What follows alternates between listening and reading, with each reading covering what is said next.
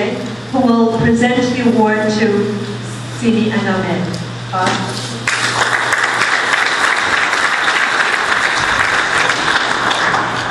Thanks, Mary Beth. Pax Christi is very proud to be able to stand in solidarity with Ummah at this moment, because there's a lot of stereotyping going on. We saw this week in Congress some of that, but we also saw a very brave thing happen, and that's that Todd Hamdani sat there right in the lion's den and listened while Congressman Ellison spoke about her son, Mohammed Salman Hamdani, and Talat was here tonight, and I think we should be grateful for her bravery. As far as stereotyping is concerned, none of those stereotypes could possibly survive a real acquaintance with Simi and Habib. As everybody has said, they are gentle. I think that's the word that's been mentioned most today, gentle. They're kind, they're generous with their time, they're fully committed to building a more peaceful community and to interfaith outreach. And especially for Simi, I think, amazingly efficient. She makes the trains run on time, all the time. And I'm going to steal a word from Sheikh Obeid's talk that'll come in a minute now. Noble, I like that word. I think it's a really good word for you. So, speaking of stereotypes, I have to confess to one of my own. I make paragraphs for a living, and I always think of scientists as people who really can't write. It's a stereotype. But when Sheikh sent me the brief biographical sketches that he had written about Simi and Habib, he shattered the stereotype. They were really beautiful, and I found myself sort of misting over as I read them. And that's because he's more than just a scientist, more than just a neurologist. He's also someone with a passion for social justice, for human rights, and for history. He's a pioneer among the Muslim community in media relations work. He's often reached out from the Long Island Muslim community to Newsday. I've sat across from him at the table at Newsday and to other media institutions. And he's associated with many community advocacy and peace organizations at the national leadership level. But most important of all, I think, for his role today to introduce our guests of honor is that he's a very long-time friend of theirs. And he's traveled together with them on the road of peace and justice for many years. Sheikh, if you would. In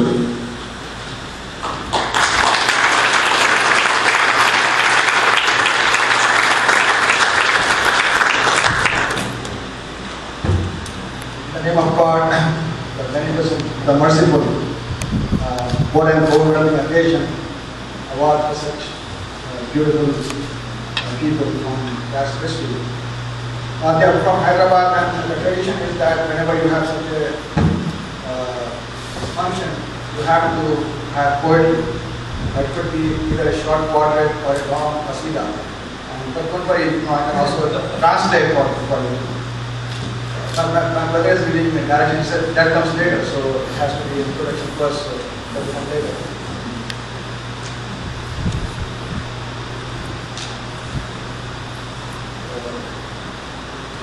Four and it's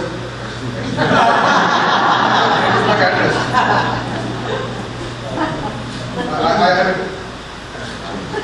Good as in balance. And while I collect my thoughts, let me ask the family members of Habib Ahmed and Simi Ahmed.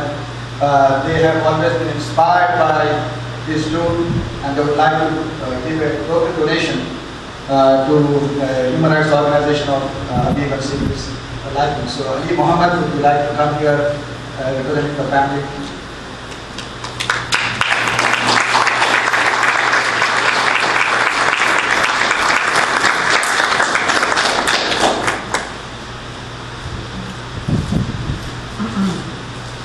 Good evening. Assalamu alaikum. Peace and shalom.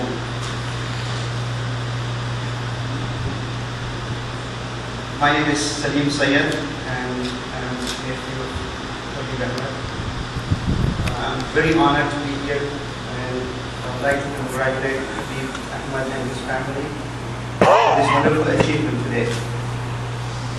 On behalf of my entire family, Ali Muhammad, Ali Malik, and Usman Azam, I would like to present Habib Ahmed with a check of $1,100 for a donation to any charitable contribution of his service. I would like to welcome Habib.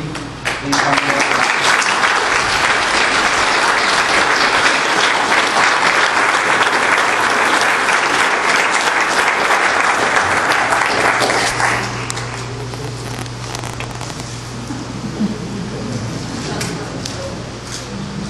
Thank you very much. Assalamu alaikum.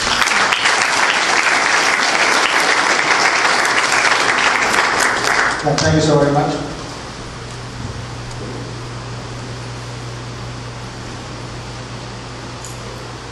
Simi Ahmed was born in the historic city of Hyderabad to a distinguished family.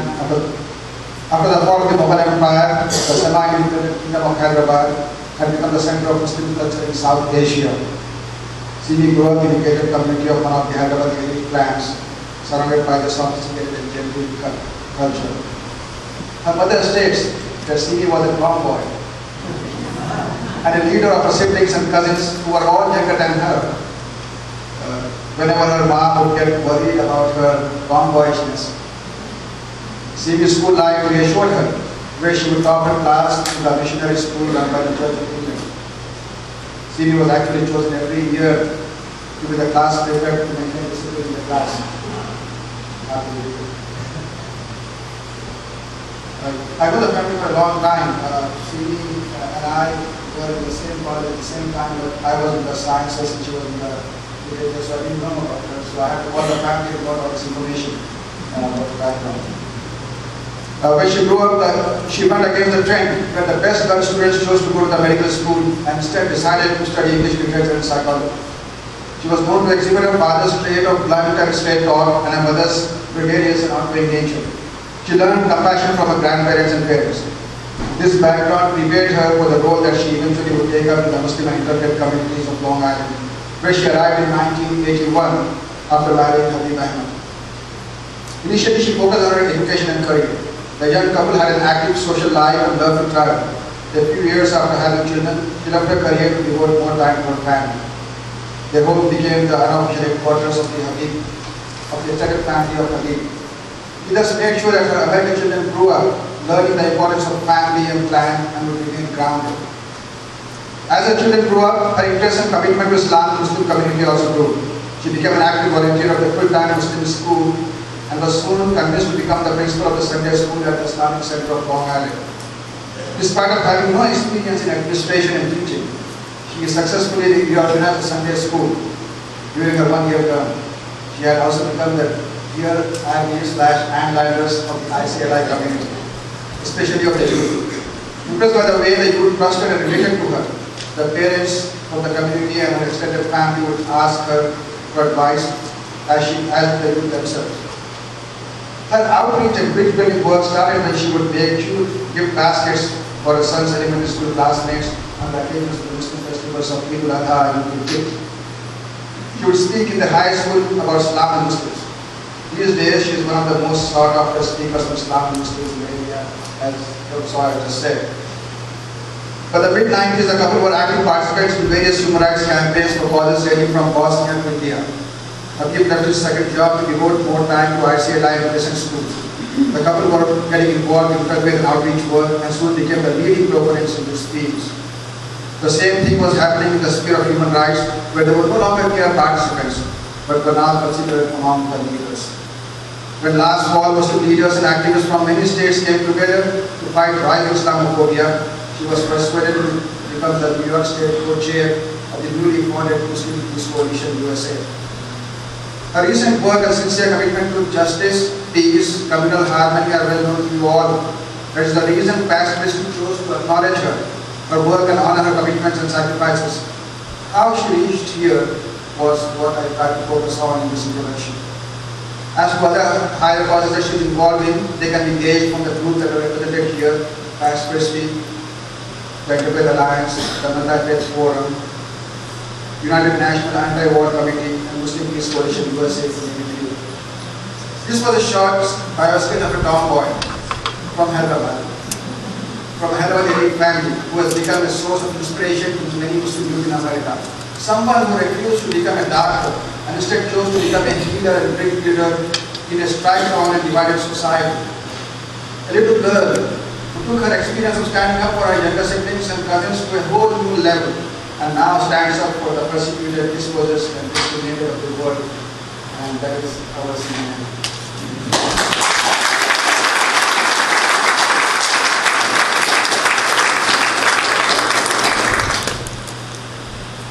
And now coming to Habib. Habib Ahmed, and also went to the same Catholic school. By the hair, I was a little behind him. but the age difference is not that much. Actually, I was told that if he started to dye his hair gray, when he became the leader here, he wanted to get support. Habib Ahmed was born in a large and distinguished family from Hyderabad, India. He is the youngest of 8 children. His father was a veterinarian and mother a housewife. They inculcated in their children the values that Hyderabad is famous for: respect for elders, compassion for fellow humans, and the importance for education. He was sent to a Catholic school, and the young boy would take a travel public bus to travel a long distance so that he could get quality education. Being the youngest, he was the favorite of his mother, and learned the love of humanity from her. And being the youngest, he stayed back longer than his siblings in India to be with his parents. Thus, from a young age, Habib learned the importance of close family ties. Even after migrating to the US, he would frequently return to India to attend the weddings of his many nieces. It was unthinkable for the family to hold any large functions without the expertise of the official events manager of the family. Habib acquired the status because from an early age he had demonstrated his ability to pay attention to minute details. He credits his father for the interest in event management, just as his wife gives the credit to her mother for her similar passion. Another passion Habib had since he was a little boy was the love of gardening. This hobby too was acquired from his father and would one day help him to win the approval of his father and mother-in-law, both of whom are horticulturists. The multifaceted young man also loved travel. After marrying Simi, the couple traveled extensively all over the US, went backpacking in Europe, and were among the first Muslims from Long Island to visit Jerusalem and pray at Al-Aqsa Mosque, the third most holiest site for Muslims. This was during the trip to the Middle East. After starting a family, the Ahmed started to increase the involvement in the community. Habib soon brought the same passion and eye for detail to the affairs of Indian Muslim relief and charities and to the Islamic Center of Long Island.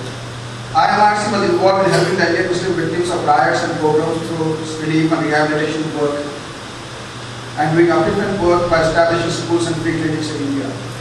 Around the same time, he got involved in Crescent School and soon became the driving force in efforts to put the newly founded full-time Muslim school on sound financial footing. Seeing the sincere commitment and passion, the Board of Trustees of the Islamic Center started entrusting Habib with increasing responsibilities. Breakthrough, I know that. He was elected as his secretary, then vice president, and currently he is the chairman. He left his second job as his involvement with the Center's interfaith, anti-discrimination and anti-poverty work increased. Strengthening religious tolerance, understanding and harmony is now one of his biggest passions. Many of the interfaith and civil rights and anti-war organizations that Habib is involved with, again Pax Christi, the Interfaith Alliance, the Long Island Council of Churches, Long Island Alliance for Peaceful Organization, are here today to acknowledge his contribution towards peace, harmony, and social justice. His anti-poverty work is less well known, where he regularly holds food drive for local families and soup kitchens. During the Muslim holiday of Eid al-Adha, the meat drive donates tens of thousands of pounds of meat for the soup kitchens. Under his supervision, ICLI not only has won many awards on landscaping, but his organic gardens are a source of organic vegetables for food pantries in the area. When this humble and noble man was made one of the human rights commissioners of Nassau County, it did not surprise anyone, nor in the various awards that have been bestowed upon him from official communities and organizations. In these times, Habib, where many people aspire to be lawyers and politics because of their wealth and social status, we have won the respect of all through the sincere, dedicated service to humanity and to the values of peace and justice. It is indeed truly an honor and privilege to be able to allow this donation for the country. Thank you so much.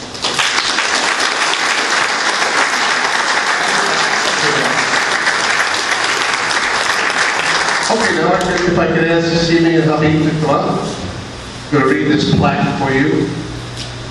plaques are a very unforgiving medium. They're really short. You can't spread, you can't make them go longer. So I'll just read this quickly, and after that, Sister Jean has a presentation, and then we hope that Simi and Habib will say a few words, and then we'll have a final song from Willow. So it said, Pax Christi, Long Island, Peacemaker of the Year Award, presented to Habib and Simi Ahmed, builders of the peaceful community, for gentle hands, quietly working to create sturdy bridges of peace and understanding, gracefully linking communities, for strong and humble voices, soaring in powerful harmony above the dissonance of our time. March 13, 2011.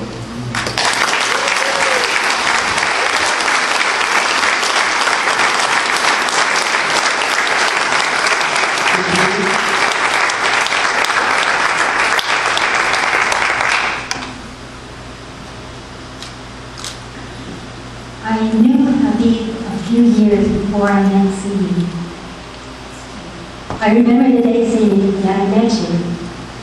We were both on a panel at Hofstra University with many people of other religions, talking about how our religious training and our religious tradition influenced our commitment to nonviolence. And Simi told the story about her grandmother. I still remember it. She talked when she was a little girl, when Simi was very little.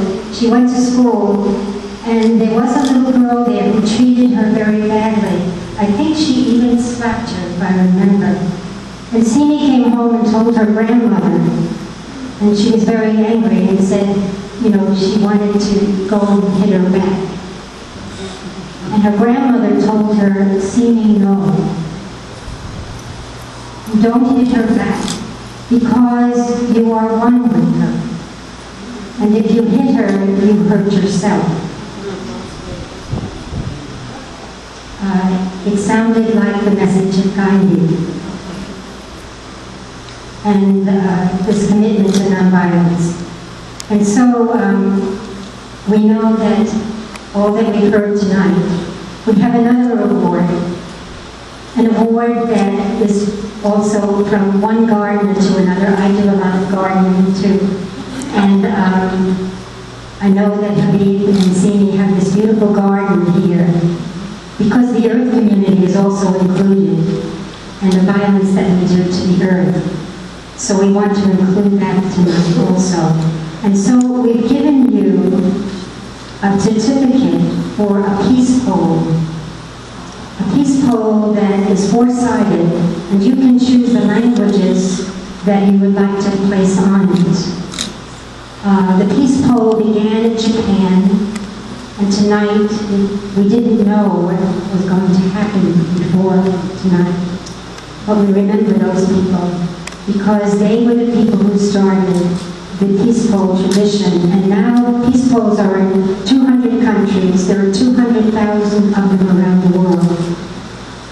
And people believing that peace will prevail. That's what it says, these words on the peace pole. It says, peace will prevail in all different languages of the world. So we would like to present that also with you today, that you can order this peace pole, a pine pole that will hopefully stand close to your garden, and will be a reminder that this mosque is a place of peace.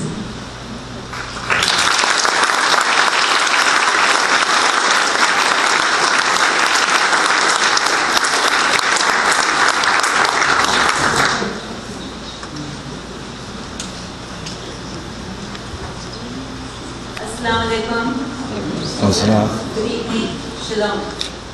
First of all, I would like to just clear up a misunderstanding here. Habib is known to grow things, and I have been known to kill them by forgetting to water the plant. I am truly humbled by this honor. I honestly don't believe I deserve it.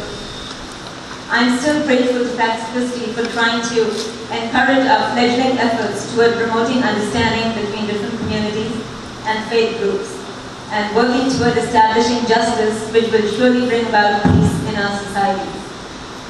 I would like to thank Sister Jean, Bob Keeler, Sister Mary Beth Moore, Nancy and John Dwyer, Sheila Broke, and the rest of the Pax Christi team, as well as Marty and Margaret Melkonian from the Long Island Alliance for Peaceful Alternatives, Reverend Mark Lukens, Richard and Dolores Tibbetts, and all the members of the Interfaith Alliance, and Imam Malik Mujahid, and Dr. Sheikh Ubaid from the Muslim Peace Coalition. And all these people have been a source of great inspiration for me. I cannot name all the people, I just, I mentioned a few right now. So all of you know who you are, and I thank you. I feel they are the ones that really deserve the award, and they are the ones that I have learned from and continue to do so. Their tireless efforts for truth and justice are a wonderful example for the Muslim community and the larger community. The fact that they do not give up and bravely soldier on despite setbacks and disappointments is a lesson I keep reminding myself of.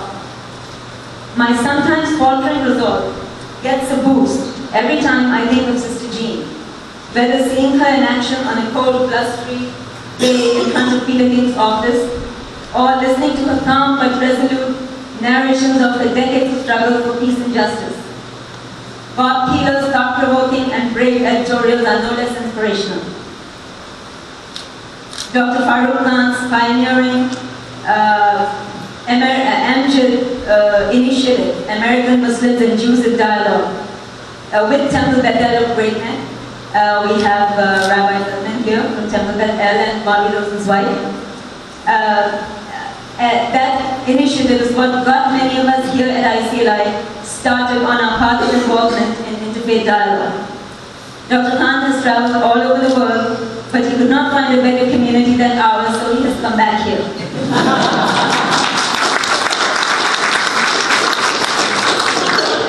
This extended interfaith family of ours is the true face of America. I thank God that I have been blessed with a comfortable life, a good family, and wonderful friends. The most fulfilling experiences of my life have been the ones where I have had strangers come up and tell me how their perspective had changed after having a conversation with me about Islam and Muslims. Or when I have received wonderful, heartwarming notes from teachers and students from schools and universities thanking me for the eye-opening experience that their visit to the mosque had been. Or the most recent one, where a distinguished and extremely well-educated gentleman approached me and thanked me profusely for informing him that Muslims do not worship camels and cows as he had thought. I thank you all for taking precious time out of your busy schedules and coming out to support us on a Sunday evening. I would like to take this opportunity to invite you all to join our efforts for peace and justice in these troubled times. I hope to see you all at the April 9th rally to condemn terrorism, oppose war, and to combat Islamophobia. Thank you.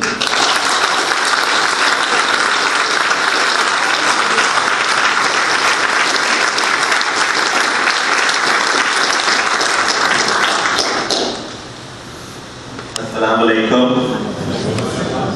Shalom, peace, and a very, very good evening to all of you. It really is an overwhelming evening for me and my wife, and I don't know where to start, what to say. First and foremost, I would like to thank Pax Christi for this kind gesture for Simi and me. It is especially very important to us as it comes during these difficult times for Muslims and Islam, and especially coming from a group as profoundly dedicated to peace and peaceful coexistence as Pax Christi. I would like to make two brief points. Recently I was in Suffolk County. They had interfaith breakfast. The county executive Steve Levy did the breakfast, and somebody invited me, so I was there for breakfast. And I met a sister, Sister Phyllis Esposito, and we started talking, and I asked her how did she meet Muslims and how did she got in touch with Muslims. And she said, I got quite a bit with Muslims. And she said, you know, this is very interesting. Right after 9/11, some lady was passing on Brush Hollow Road after a couple of days of 9/11, 2001. And she saw the police cars here. And she started to find out what was happening here. And they said this is for the safety and security of Muslims because 9/11 happened and some people may do something and things like that. So this lady decided to come inside the office, and then she said the office, what can I do to help? And the officer said, you know, we have a lot of interfaith friends here, but wherever you live, you should do the same thing, you should go and approach the mosque there. So she went to Suffolk County, and then she called Sister Phyllis Esposito to do the same thing. And Sister Esposito called 2-3 different mosques, and after that, they got into so many interfaith projects, so much interfaith dialogue. And the point I'm trying to make is it was a very small step. Some lady just stopped here to see what she can do, and that created such a big cooperation between so many non-Muslims in Suffolk County.